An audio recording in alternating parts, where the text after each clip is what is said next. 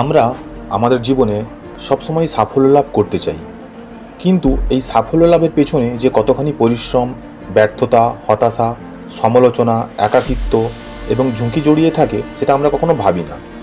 জীবনে যেই সাফল্য লাভ করেছে তাকে এই সবগুলোর মোকাবিলা করতে হয়েছে। কাজেই নো রিস্ক নো গেইন, ঝুঁকি নিতে পারলেই জীবনে আসবে সাফল্য। এই কথাটিকে আমরা একটি গল্পের মাধ্যমে ভালোভাবে বোঝার চেষ্টা করি। একটা গ্রামে সুজয় আর বিজয় নামে দুই যুবক বাস করত। তারা দুজনেই বেকার ছিল, দিনমজুরের কাজই ছিল তাদের একমাত্র সম্বল। তারা বিয়ে করলো। এর ফলে নববিবাহিতা স্ত্রীদের নিয়ে দুজনের একই রকম পারিবারিক অবস্থা ছিল।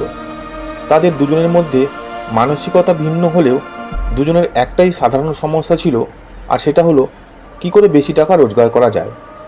এইসব ভাবতে ভাবতে সুজয়ের মাথায় একটা বুদ্ধি খেলে গেল। সে বিজয়কে বলল, আমার মাথায় একটা পরিকল্পনা আছে, আর সেটা হলো দুজনে মিলে যদি একটা গাভী কিনে ফেলি তাহলে কেমন হবে। গাভীর দুধ বিক্রি করে কিছু টাকা পাওয়া যাবে, আর গাভীর বাচ্চাও হবে, ফলে গাভীর সংখ্যাও বাড়তে থাকবে, দুধও বেশি বেশি হবে, আর এভাবে দুজনেই একদিন অনেক টাকার মালিক হয়ে যাব।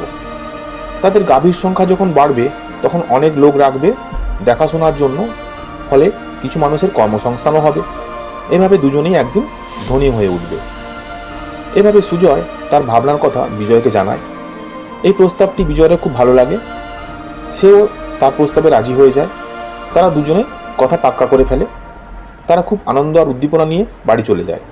দুজনেই তাদের এই উদ্যোগের কথা তাদের স্ত্রীকেও জানায়। সুজয়ের স্ত্রী সব শুনে খুবই আনন্দিত হয় এবং সঙ্গে সঙ্গে তার সমস্ত গয়না খুলে স্বামীর হাতে দিয়ে বলে, খুব ভালো পরিকল্পনা, আমার গয়না বিক্রি করে গাভী কেনো, যখন বেশি বেশি রোজগার হবে গয়না কিনতে আর কতক্ষণ। স্ত্রীর কথায় গর্বিত হয় সুজয়। আবার ওইদিকে বিজয় তার পরিকল্পনার কথা তার স্ত্রীকে জানালে তার স্ত্রী বলে, দেখো, একে তো আমাদের কিছুই নেই, খালি কয়েকটা মাত্র গয়না সম্বল, আর তা বিক্রি করে গাভী কিনবে, কিন্তু যদি গাভীটি মরে যায় তখন কি হবে। বিজয়ের মনেও খটকা লাগে কথাটি। মনে হয় তার স্ত্রী ঠিকই বলছে, কারণ গাভী যদি মরে যায় একমাত্র সম্বল গয়নাটিও যাবে, গাভীও যাবে। এত ঝুঁকি নেওয়াটা কখনো উচিত হবে না। পরের দিন দুই বন্ধুর দেখা হলে বিজয় বলে, ভাই সুজয়, গাভী যদি মরে যায় তাহলে? সুজয় তখন বলে, এত নেগেটিভ চিন্তা করছিস কেন? কেনার আগেই গাভী মারার কথা ভাবছিস? আর গাভী কোন কারণেই বা মরতে যাবে? বিজয় একই সুরে হতাশভাবে জবাব দেয়, তা তো বুঝলাম যে গাভী মরবে না, কিন্তু ধর যদি মরে তাহলে কি হবে? সুজয় অত্যন্ত স্নেহ করে জবাব দেয়, তাহলে জবাব আমার কাছে নেই। তখন বিজয় বলে, তাহলে এই জবাব আমার কাছে আছে, আর সেটি হলো যে আমরা বরবাদ হয়ে যাব, সব নিঃস্ব হয়ে যাব আমরা। অত্যন্ত বেদনাহত হয়ে সুজয় তখন বলল, কিন্তু তুই কেন বারবার ভাবছিস যে গাভীটা মরে যাবে? একটু অন্যভাবে ভেবে দেখ। গাভীটা দুধ দেবে, আমরা বিক্রি করব, প্রথমে পয়সাগুলো জমাবো, তারপর আরও গাভী কিনবো, অনেক পয়সা হবে, তখন অনেক গয়না কেনা যাবে, বাড়িও বানানো যাবে। এভাবে দুধের বড় ব্যবসায়ী হয়ে উঠবো দুজন। কিন্তু বিজয়ের ওই একই নেতিবাচক উত্তর, ব্যবসা, টাকা, বাড়ি, গয়না সব হবে তখনই যখনই গাভীটা বেঁচে থাকবে। এরপর অনেক বোঝানোর পরেও বিজয়ও তোতা পাখির মতো বলতে থাকে গাভী মরার কথা। সুজয় তাকে আর বোঝাতে পারে না। সে শুধু বলে, দেখ বিজয়, ওই রকম ভাবলে তুই কোনোদিনও কোনো কাজ করতে পারবি না। এই ধরনের ভাবনা ঠিক নয়, কারণ আগে তুই অন্ধকার দিকটাই দেখছিস। এইভাবে দুই বন্ধুর মধ্যে মতবিরোধ দেখা দিল। তারপর কয়েকদিন কেটে গেল। সুজয় একাই একটা দুগ্ধবতী গাভী কিনে ফেলল। সে এখন আর দিনমজুর কাজে যায় না। সকাল থেকে সন্ধ্যা সে তার গাভীর দেখাশোনা করে, দুধ দোয়। প্রথম কিছুদিন দুধের গ্রাহক খুঁজতে গাভীর পরিচর্যা করতে কষ্ট হয়েছিল। ধীরে ধীরে এই কাজগুলোতে সে দক্ষ হয়ে উঠতে লাগলো।